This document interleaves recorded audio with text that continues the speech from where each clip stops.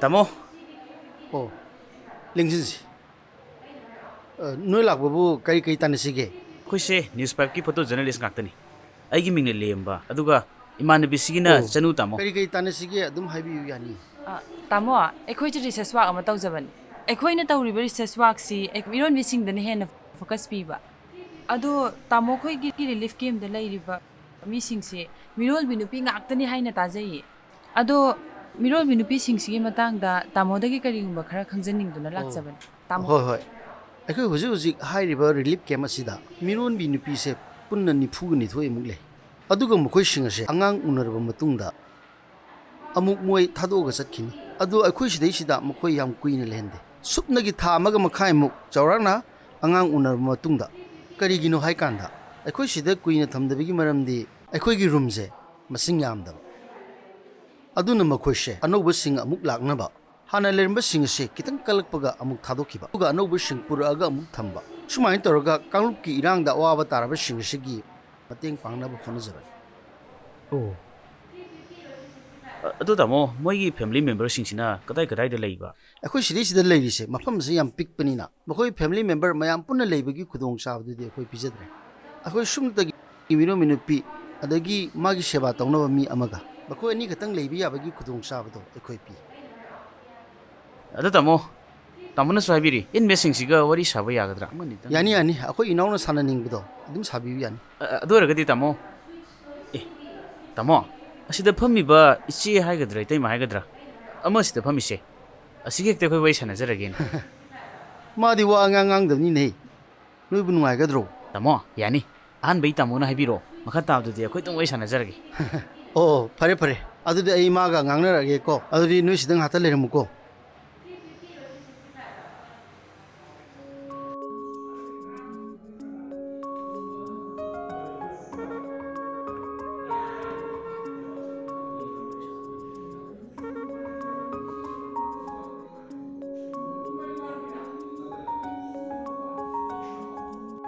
Oh, lo. Tamo. Yare sana biro. Tamo yam nungari. Adu de pale marke ko.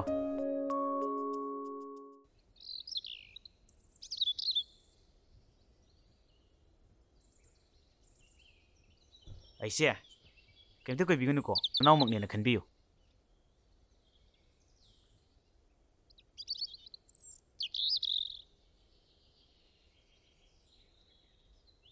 Ahanbada ichegi mingale phongom ta haibiyo.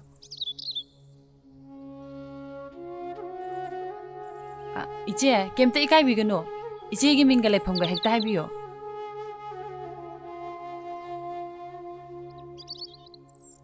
Aigi mingna maibam nikla leifamna maitei lekaidagini. Ichegi yum kaidi maina loina chakhrabra natraga haujikshu leibiribra. Aduga ichena mafam sida matau karamna lakhibano haibadusu amuktanga haibiyo. Ikhoigi yumdi maina loina chakre.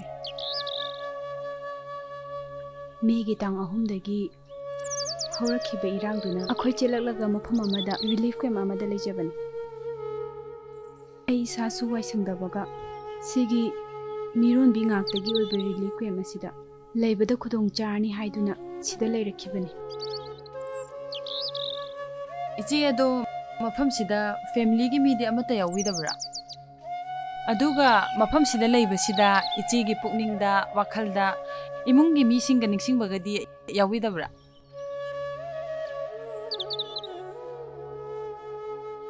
Aduga ichi hojik siningol chakouba su yoksila ichi gi thamoida kai phauge haibadusu amuktang haibiyune.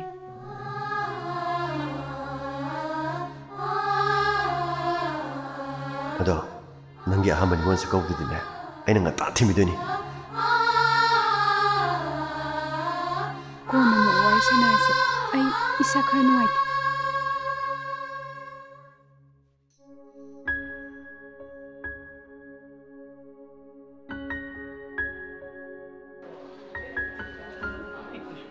Tamo ꯑꯩꯈꯣꯏ ꯋꯥꯔꯤ ꯁꯥꯟꯅꯖꯔꯤ ꯑꯣ ꯑꯗꯨ ꯌꯥꯔꯒꯗꯤ ꯍꯧꯖꯤꯛꯀꯤ ꯇꯩꯃꯗꯨꯒꯤ ꯗꯤꯇꯦꯜꯁꯇꯣ ꯑꯗꯨ ꯑꯃꯨꯛꯇꯪ ꯑꯩꯈꯣꯏ ꯌꯦꯡꯖꯅꯤꯡꯕ ꯃꯥꯒꯤ ꯗꯤꯇꯦꯜꯁꯔꯣ ꯐꯦꯃꯤꯂꯤ ꯗꯤꯇꯦꯜꯁ ꯑꯣ ꯌꯥꯅꯤ ꯌꯥꯅꯤ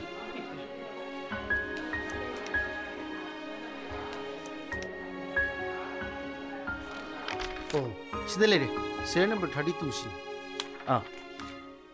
ꯃꯥꯏꯕꯝ ꯊꯣꯏꯕ ꯃꯩꯇꯩ ꯂꯩꯀꯥꯏ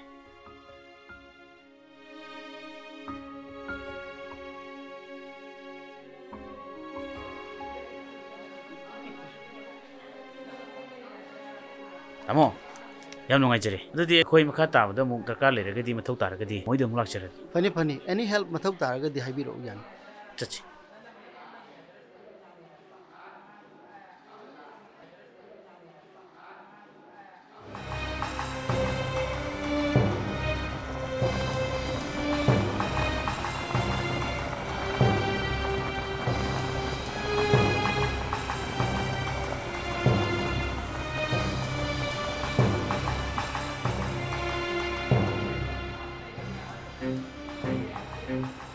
ꯕ꯭ꯔꯗꯔ ꯁꯤꯒꯤ ꯚꯣꯂꯨꯟꯇꯤꯌꯔꯁꯤꯡ ꯑꯧ ꯑꯣꯏꯕꯤꯗꯣꯏꯔꯥ ꯃꯥꯅꯦ ꯀꯔꯤ ꯕ꯭ꯔꯗꯔ ꯍꯣꯏꯒꯤ ꯁꯤꯗꯩꯁꯤꯗ ꯃꯥꯏꯕꯝ ꯊꯣꯏꯕ ꯍꯥꯏꯅ ꯑꯃꯈꯛ ꯂꯩꯕꯤꯕ ꯃꯥꯏꯕꯝ ꯊꯣꯏꯕ ꯀꯔꯤ ꯂꯩꯀꯥꯏꯗꯒꯤ ꯑꯣꯏꯕꯤꯔꯕꯅꯣ ꯃꯩꯇꯩ ꯂꯩꯀꯥꯏ ꯍꯥꯏꯕ ꯅꯠꯇ꯭ꯔꯣ ꯍꯣꯏ ꯑꯣ ꯃꯩꯇꯩ ꯂꯩꯀꯥꯏ ꯍꯥꯏꯕ ꯃꯩꯇꯩ ꯂꯩꯀꯥꯏꯗꯒꯤ ꯊꯣꯏꯕ ꯑꯣ ꯁꯣꯝ ꯃꯃꯥꯡꯗ ꯂꯩꯕꯗꯣ ꯑꯣ ꯇꯥꯊꯣꯏꯕꯗꯣ ꯐꯔꯦ ꯂꯥꯛꯄꯤꯔꯣ ꯑꯩ ꯇꯥꯛꯆꯔꯒꯦ ꯅꯨꯡꯉꯥꯏꯖꯔꯦ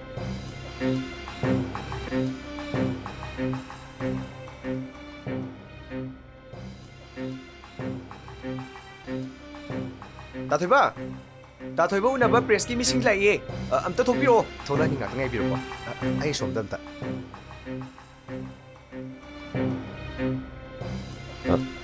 ꯀꯅꯥ ꯇꯥꯃꯣ ꯑꯩꯈꯣꯏꯁꯦ ꯅ꯭ꯌꯨꯁ ꯄꯥꯏ ꯃꯦꯗꯤꯌꯥꯒꯤ ꯖꯔꯅꯦꯂꯤꯁ ꯉꯥꯛꯇꯅꯤ ꯇꯥꯃꯣꯒ ꯋꯥꯔꯤ ꯑꯃꯇꯪ ꯁꯥꯟꯅꯖꯅꯤꯡꯗꯨꯅ ꯌꯥꯅꯤ ꯁꯣꯝꯗ ꯂꯦꯡꯁꯤꯟꯁꯦ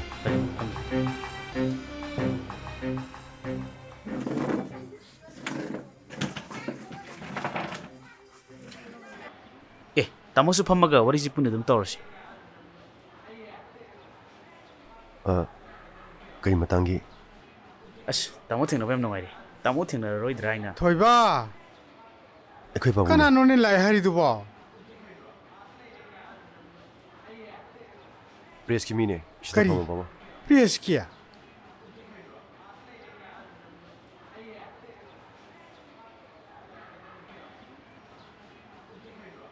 ꯄꯥꯕꯣ ꯑꯩꯈꯣꯏ ꯅ꯭ꯌꯨꯁ ꯄꯥꯏ ꯃꯦꯗꯤꯌꯥꯒꯤ ꯖꯔꯅꯦꯂꯤꯁ ꯉꯥꯛꯇꯅꯤ ꯇꯥꯃꯣ ꯑꯩꯈꯣꯏꯒꯤ ꯔꯤꯁꯔꯁ ꯑꯃꯒꯤ ꯃꯇꯨꯡ ꯏꯟꯅ ꯏꯇꯩꯃ ꯂꯤꯛꯂꯥꯟ ꯂꯩꯔꯤꯕ ꯔꯤꯂꯤꯐ ꯀꯦꯝꯞꯗꯣ ꯑꯗꯨꯗ ꯆꯠꯆꯔꯨꯏ ꯃꯐꯝ ꯑꯗꯨꯗ ꯏꯇꯩꯃꯒ ꯋꯥꯔꯤ ꯁꯥꯟꯅꯕ ꯃꯇꯝꯗ ꯏꯇꯩꯃꯒꯤ ꯃꯁꯥꯗ ꯈꯨꯝꯅꯤꯡꯗꯕ ꯉꯥꯡꯅꯤꯡꯗꯕ ꯍꯩꯅꯤꯡꯗꯕ ꯅꯨꯡꯁꯨꯛ ꯅꯨꯡꯖꯥꯟꯅꯕꯒꯨꯝ ꯁꯨꯝ ꯎꯖꯕ ꯅꯤꯉꯣꯜ ꯆꯥꯛꯀꯧꯕꯅ ꯅꯛꯁꯤꯜꯂꯛꯄꯗ ꯂꯥꯟꯒꯤ ꯆꯩꯊꯦꯡ ꯐꯪꯂꯕꯤ ꯅꯤꯉꯣꯜ ꯑꯃ ꯑꯣꯏꯅ ꯀꯔꯤ ꯐꯥꯎꯕꯤꯒꯦꯅ ꯍꯪꯂꯨꯕꯗ ꯏꯅꯝꯃꯗꯣ ꯀꯔꯤꯝ ꯈꯨꯝꯂꯝꯗꯅ ꯆꯪꯈ꯭ꯔꯦ ꯑꯩꯈꯣꯏꯁꯨ ꯅꯨꯡꯉꯥꯏꯃꯟꯗꯗꯨꯅ ꯀꯔꯤ ꯂꯩꯕꯅꯣ ꯈꯪꯅꯤꯡꯗꯨꯅ ꯇꯥꯃꯣꯒꯤ ꯅꯥꯛꯇ ꯂꯥꯛꯆꯕꯅꯤ ꯅꯤꯡꯉꯣꯜ ꯆꯥꯛꯀꯧꯕ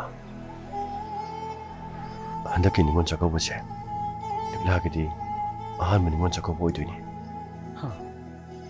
ꯌꯥꯝꯕ ꯋꯥꯔꯤꯁꯤ ꯈꯔ ꯃꯈꯥ ꯈꯪꯅꯅꯕꯒꯤꯗꯃꯛꯇ ꯑꯌꯥꯝꯕꯅ ꯏꯌꯥꯝꯕꯒ ꯏꯇꯩꯃꯒꯒꯤ ꯋꯥꯔꯤꯁꯦ ꯑꯃꯨꯛꯇ ꯍꯥꯏꯕꯤꯌꯨ ꯂꯤꯛꯂꯥꯒ ꯑꯩꯒꯁꯦ ꯃꯃꯥꯡ ꯆꯍꯤꯗ ꯂꯨꯍꯣꯡꯕꯅꯤ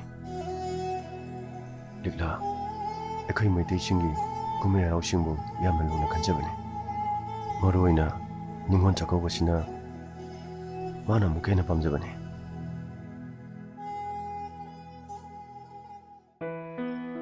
ꯏꯕꯨꯡꯉꯣ ꯑꯉꯥꯡꯅꯤ ꯆꯥꯛꯀꯧꯕꯁꯨ ꯉꯁꯤ ꯂꯣꯏꯁꯤꯟꯈ꯭ꯔꯕꯅꯤꯅ ꯌꯨꯝ ꯁꯦꯝꯖꯤꯟꯕꯁꯤꯗ ꯃꯤꯉꯣꯟꯗꯒꯤ ꯄꯨꯔꯨꯕ ꯁꯦꯟꯁꯤꯡ ꯑꯗꯣ ꯃꯊꯪ ꯃꯊꯪ ꯁꯤꯡꯉꯣ ꯍꯥꯏꯔꯅꯤꯗꯣ ꯌꯥꯅꯤꯗ ꯄꯥꯕꯨꯡ ꯌꯥꯅꯕ ꯑꯗꯨꯝ ꯁꯤꯟꯁꯦ ꯅꯪꯅꯗꯕꯒꯤ ꯋꯥꯅꯤ ꯑꯩꯒꯤꯁꯨ ꯃꯔꯨꯞ ꯐꯪꯒꯗꯕ ꯂꯩꯕꯅꯤꯅ ꯑꯗꯨ ꯍꯦꯛ ꯐꯝꯃꯒ ꯈꯔ ꯈꯔ ꯂꯣꯏꯅ ꯁꯤꯟꯗꯣꯛꯈ꯭ꯔ ꯂꯣꯏꯔꯦ ꯑꯗꯣ ꯅꯪ ꯃꯥꯟ ꯇꯣꯃꯥꯡꯒꯤꯗꯣ ꯑꯗꯨ ꯍꯥꯟꯅ ꯄꯤꯊꯣꯛꯈꯤꯁꯤ ꯅꯠꯇꯦ ꯃꯩꯗꯨꯅꯅꯦ ꯁꯤꯟꯗꯨꯁꯨ ꯈꯔ ꯆꯥꯎꯋꯤ ꯍꯣꯏ ꯄꯥꯕꯨꯡ ꯑꯇꯩꯗꯨꯅ ꯉꯝꯕ ꯀꯥꯟꯗ ꯈꯔ ꯈꯔ ꯍꯦꯛ ꯄꯤꯈꯠꯂ ꯂꯣꯏꯔꯦ ꯇꯥꯆꯧꯒ ꯏꯅꯝꯃꯒꯅ ꯅꯤꯡꯖꯔꯝꯕ ꯌꯨꯝ ꯐꯖꯕ ꯑꯃꯇꯪ ꯁꯥꯔꯒ ꯏꯆꯥ ꯏꯃꯧꯒꯤ ꯀꯨꯝꯍꯩ ꯌꯦꯡꯅꯤꯡꯉꯤ ꯍꯥꯏꯔꯝꯕꯗꯣ ꯉꯁꯤꯗꯤ ꯃꯪꯐꯥꯎꯅꯔꯦꯗꯣ ꯇꯥꯆꯧ ꯑꯗꯨꯕꯨ ꯏꯅꯝꯃꯗꯨꯃꯇꯪ ꯂꯩꯖꯔꯝꯂꯕꯗꯤ ꯄꯨꯝꯅꯃꯛ ꯑꯁꯦ ꯎꯖꯔꯒ ꯃꯥꯁꯨ ꯄꯦꯟꯖꯔꯝꯒꯗꯕꯅꯤ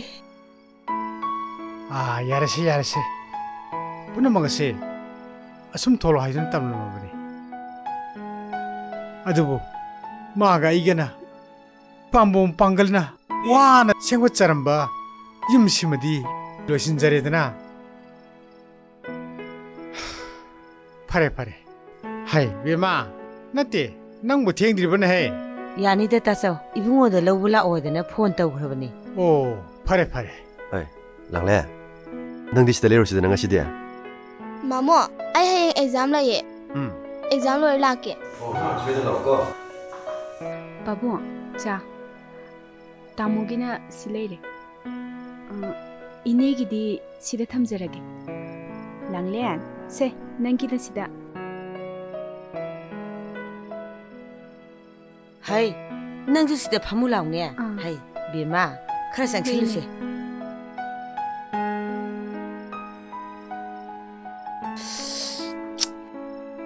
자나 마롤마 하우리바 이모기 sakna marolama 파자리바 나 할루홍보다기 ngasiने हेना फजै हाबनी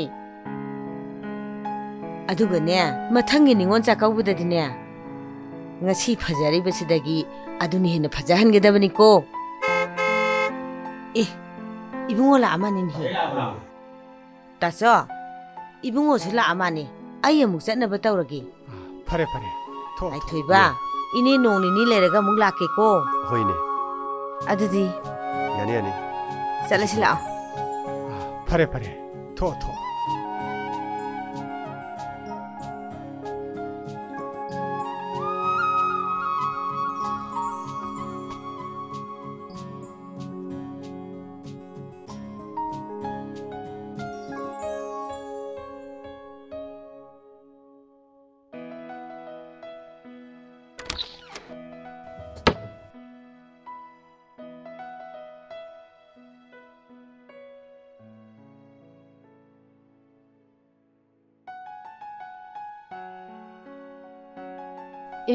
Kaino nangna phone de yenga momo no iduna.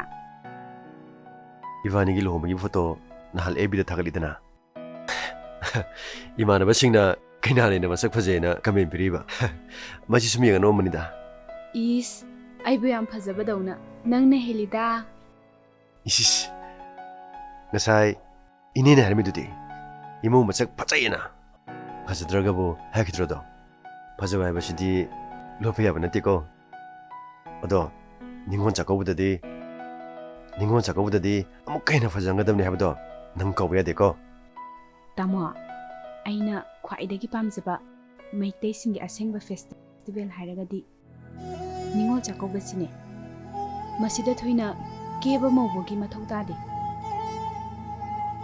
सिदी तामनारुरबा मचिन पासिंगी मरियादा नक्सिननबा अखोगी इपाइपुसिंगना थंबिरमलबनी अदुगा फजखरबा नुमित असिबु खुदोल हिदाना बरोमदा ओंथोबदी मसिपुना मक्से अरानबो ओइगनी होइने होजिकान तोनरिसिदने पुरा खुदोगी लमजेने तोनरिसि निंगोल चाकोबे खुदोल लैनबो होनाबदा मबुंग मपवाइबा खरदिने सेंदो हिनमबो यावनारबनी अस सुमाना सुमा अरामा मोदा पाक्थोना बतारगदिने नुमिला सिदा लाक्तदि फनिदानने खनारपु मिसु यावबा ताबने मतम खरगी मतुंगददिने सुकौ कौनरोइदुनी मतम खरदा नतेदा तामो हौजी फावबने चकौबा लापदा वखल वाबा मयाम यावनरबने मसिपुना मक्से निंगोलोबी सिंगनसु वखल ताब थौतारबने मखोइदा अपाम्बा Hayu हाइदना हंगलपदुदा freeze washing machine हाइदनने अतांग हाइजलदी अदुम मसाना Baba ताबने मैकोने निंगोल चाकोबसे हानदी पिबा चाकोबना तोनरमे मसी चुमब्राबा नंगदी मणिपुरी लिटरेचर लौरकपनिना सिगुमसे सोदन थिगलंगनि खंगेबा हा हाइरोनि अमता चुमी तामो हानदी पिबा चाकोबा हाइना तौनरमे तामो खंगनिंब्रने चाकोबे मतांगदा अयम खनिगे हाइरोनि निंगोल चाकोबा से ख्रिस्ताब्द 19 सुबा चहिचादगी हौदोखिबनी हाइबगी वारी थेंगने कुमाई सिगा सागुनरिबा वारी लिखुंदी ममांगै नोंदा लायल पाखंबना चिंखोंग पोरिक्टोनगी मचनुपी लेस्ना लौदुना कंगलेगी मैते लेमो ओइना पानखि नोंमा लेस्नाना मबुंग पोरिक्टोनगी मनाक्ता लापदा मबुंगना चेंग अंगोबा खरा अमुबा खरा लफोइला तंग खरागा हापिरे चेंग अदो ꯆꯥꯛ ꯊꯣꯡꯂꯒ ꯃꯁꯥꯕꯤ ꯅꯣꯡꯗꯥ ꯂꯥꯏꯔꯦꯜ ꯄꯥꯈꯪꯕꯗ ꯄꯤꯖꯕꯗ ꯌꯥꯝꯅ ꯍꯥꯎꯕ ꯆꯦꯡ ꯑꯃ ꯑꯣꯏꯈꯤ ꯃꯆꯟꯅ ꯃꯕꯨꯡꯒꯤ ꯃꯅꯥꯛꯇ ꯆꯠꯂꯨꯕꯗ ꯍꯔꯥꯎ ꯍꯔꯥꯎ ꯇꯧꯔꯛꯏ ꯍꯥꯏꯗꯨꯅꯅꯦ ꯅꯨꯡꯉꯥꯏꯔꯗꯨꯅ ꯃꯆꯟꯅ ꯃꯕꯨꯡꯕꯨ ꯌꯨꯝꯗ ꯆꯥꯛꯀꯧꯈꯤꯌꯦ ꯃꯕꯨꯡꯅ ꯃꯆꯜꯒꯤ ꯃꯅꯥꯛꯇ ꯂꯥꯛꯇꯨꯅ ꯆꯥꯛ ꯆꯥꯈꯤ ꯃꯁꯤꯗꯒꯤ ꯃꯊꯪ ꯃꯊꯪ ꯆꯠꯅꯔꯛꯇꯨꯅ ꯆꯥꯛꯀꯧꯕ ꯍꯥꯏꯕꯁꯦ ꯍꯧꯗꯣꯛꯈꯤꯕꯅꯤꯅꯦ ꯇꯥꯃꯣ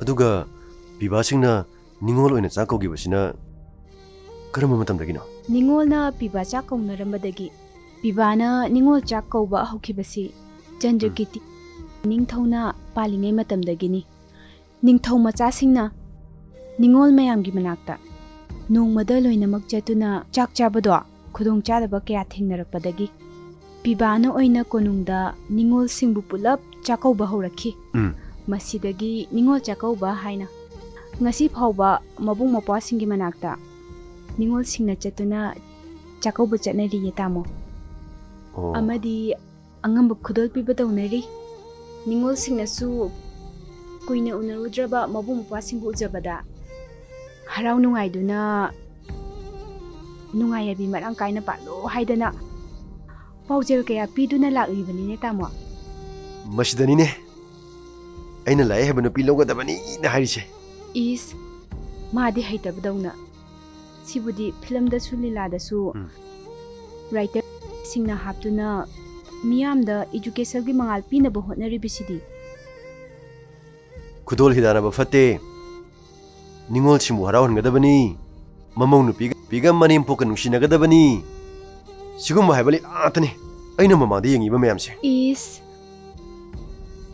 नंग ngasi lai haktaki hoduna liduna taliba mayamse ngasina hamani aina fachana khangise ado ngaikone ningon chakobana ekhoida piriba kanaba singse nang fujiramta hairoba ai hanabudi mayam ama khangeba aduiba targasu nangina sinagi harpado aduni hina taningeba haigese mabung mapaga ningol loibisinga ꯆꯥꯛ ꯆꯥꯕꯗꯤ ꯑꯗꯨꯝ ꯆꯥꯃꯤꯟꯅꯔꯝꯒꯅꯤ ꯅꯤꯡꯉꯣꯜ ꯆꯥꯛꯀꯧꯕ ꯅꯠꯇ꯭ꯔꯒꯁꯨ ꯑꯗꯨꯕꯨ ꯆꯍꯤꯝꯒꯤ ꯃꯅꯨꯡꯗ ꯅꯣꯡꯃ ꯈꯛꯇꯪ ꯑꯣꯏꯔꯕꯁꯨ ꯅꯤꯡꯉꯣꯜꯁꯤꯡ ꯆꯥꯛꯀꯧꯒꯗꯕꯅꯤ ꯍꯥꯏꯅ ꯏꯄꯥ ꯏꯄꯨꯁꯤꯡꯅ ꯊꯝꯕꯤꯔꯝꯂꯤꯕꯁꯤꯅ ꯑꯩꯈꯣꯏ ꯃꯩꯇꯩ ꯈꯨꯟꯅꯥꯏ ꯑꯁꯤꯅ ꯅꯨꯄꯤ ꯑꯣꯏꯕꯤꯁꯤꯡꯕꯨ ꯑꯋꯥꯡꯕ ꯊꯥꯛꯇ ꯏꯀꯥꯏ ꯈꯨꯝꯅꯩ ꯍꯥꯏꯕꯁꯦ ꯃꯌꯦꯛ ꯁꯦꯡꯅ ꯇꯥꯛꯂꯤ ꯂꯣꯏꯅꯅ ꯅꯨꯃꯤꯠ ꯑꯁꯤꯅ ꯂꯥꯛꯄꯗ ꯃꯁꯥꯅ ꯃꯁꯥꯕꯨ ꯊꯕꯛ ꯄꯤꯖꯗꯨꯅ ꯉꯥꯌꯣꯛꯇꯨꯅ ꯐꯥꯝ ꯇꯧꯖꯔꯤꯕ ꯀꯌꯥꯒꯤ ꯁꯦꯟꯃꯤꯠꯂꯣꯟꯒꯤ ꯌꯨꯝꯐꯝ ꯊꯣꯟꯕꯗ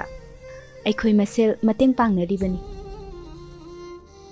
ꯏꯌꯣꯡ ꯐꯤꯕꯨ ꯁꯥꯖꯔꯤꯕ ꯀꯌꯥꯗꯨꯁꯨ ꯀꯨꯝꯍꯩ ꯑꯁꯤꯅ ꯂꯥꯛꯄꯗ ꯃꯈꯣꯏꯗꯁꯨ ꯆꯥꯎꯅ ꯃꯇꯦꯡ ꯄꯥꯡꯂꯤꯕꯅꯤ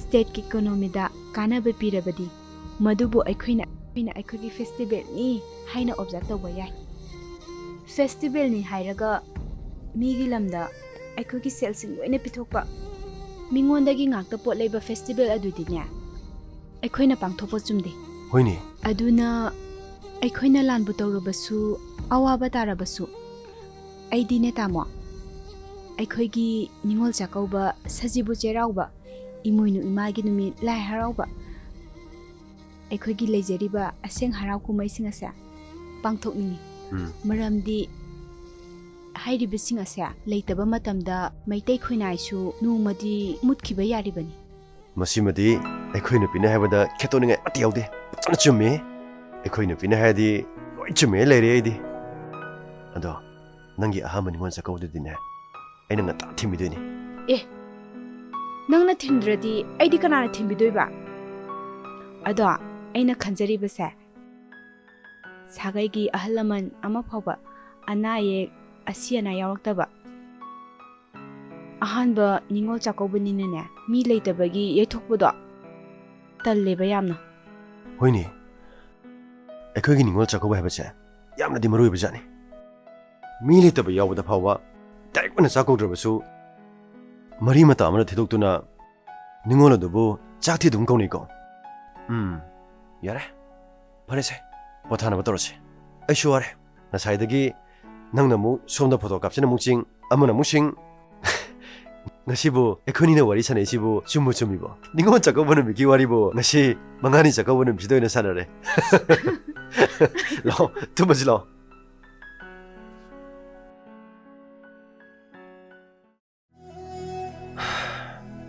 asumna mana sagatara mamanglam punama ngasidi loina kaikre adunani mana Ningol Chakkouba palakpada wa amata ngamdana tumina changkhe haibada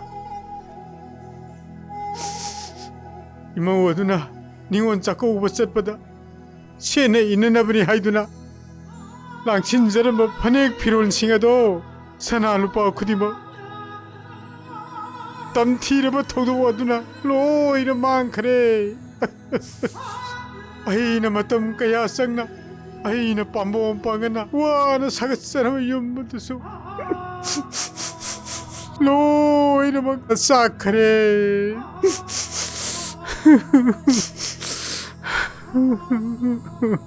Kanglap anigi irang asida yeknaba singna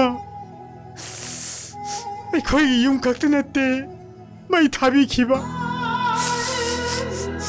akhoi gi harau momon mino mangan gayasu tunna mai thakre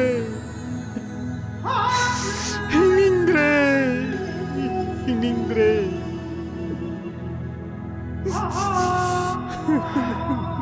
Ochisu amatang to pona hutre loina ma tumna mai tabikre babana yumadu kanaba yam kana honake adubo yaknaba singna talapodagi thawai hingna buchirapada tusimbadagi babai khongche tekhibdagi ngasi faw pagatri aina ina numaitibudi amma khakhtang leijaba imagi photo do phawa kan mungam jakite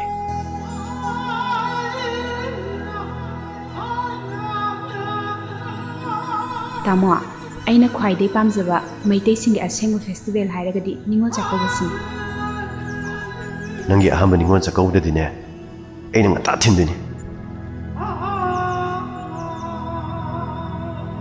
ꯑꯩꯈꯣꯏꯒꯤ ꯂꯩꯖꯔꯤꯕ ꯑꯁꯦꯡꯕ ꯍꯔꯥꯎ ꯀꯨꯝꯍꯩꯁꯤꯡ ꯑꯁꯦ ꯄꯥꯡꯊꯣꯛꯏ ꯃꯔꯝꯗꯤ ꯍꯥꯏꯔꯤꯕꯁꯤꯡ ꯑꯁꯦ ꯂꯩꯇꯕ ꯃꯇꯝꯗ ꯃꯩꯇꯩ ꯈꯨꯟꯅꯥꯏ ꯑꯩꯈꯣꯏꯁꯨ ꯅꯣꯡꯃꯗꯤ ꯃꯨꯠꯈꯤꯕ ꯌꯥꯔꯤꯕꯅꯤ